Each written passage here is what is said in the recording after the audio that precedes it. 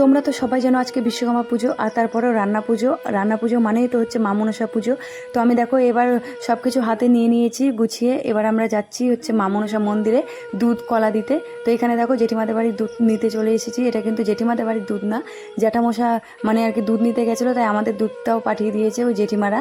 তো যাই হোক জেঠিমাদের বাড়ি থেকে দুধটা নিয়ে এবার চলে গেলাম হচ্ছে মন্দিরে গিয়ে দেখি পুরোহিত মশাইকে পেয়ে গেলাম। তো পুরোহিত মশাইকে দিয়ে হচ্ছে আমরা হচ্ছে বাইকের পুজোটা করিয়ে নিচ্ছি। আর সিঁদুর তো নিয়ে যাইনি, তো ওখানে পাশে কাকিমার বাড়ি থেকে সিঁদুর নিয়ে তো হচ্ছে পুজোটা দিয়ে নিচ্ছি বাইকের।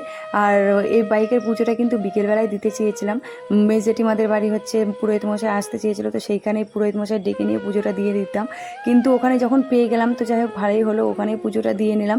তারপরে পুজো দিয়ে চলে গেলাম মন্দিরে গিয়ে দেখি যে হচ্ছে মন্দিরের গেট লাগানো আর কি চাবি দেওয়া আছে। তো চাবি কিন্তু সারা জায়গা খুঁজেছি, মানে আর কি অনেকজনের বাড়ি খুঁজেছি কিন্তু চাবি পাইনি। তো সবাই বললো যে হচ্ছে মন্দিরের চাবি নাকি পুরোহিত মশাই নিয়ে যায়, সকালবেলা পুজো করতে এসে পুরোহিত মশাই নিয়ে চলে যায়। তো কি করব বলো, আর আমারও একটু দেরি হয়ে গেছিলো যেতে। তো সেই জন্য আমি ওইভাবে বাইরে থেকে আর কি দুধ কলা ধূপ জেলে তারপরে হচ্ছে মায়ের পুজোটা সেইভাবেই দিয়ে দিলাম। তো কিছু করার নেই, চাবি তো পেলাম না, সেইভাবেই পুজো দিয়ে আমি চলে গেলাম। তো আমার পুজো দেওয়া হয়ে গেছে। তো এইদিকে দেখো এটা হচ্ছে দুর্গা মন্দির, দুর্গা পুজোর সামনে, সেই জন্য হচ্ছে মন্দিরটা ভালো করে তৈরি করা হচ্ছে। আর এটা হচ্ছে মা কালী আর মা শীতলা মন্দির। তো সেইখানে হচ্ছে প্রণাম করে চলে গেলাম আমি হচ্ছে বাড়িতে। তো বাড়িতে দেখো এবার পান্তা নিয়ে বসে গেছি। রান্না পুজো তোমাদের তো বললামই, রান্না পুজো মানেই তো পান্তা খাওয়া।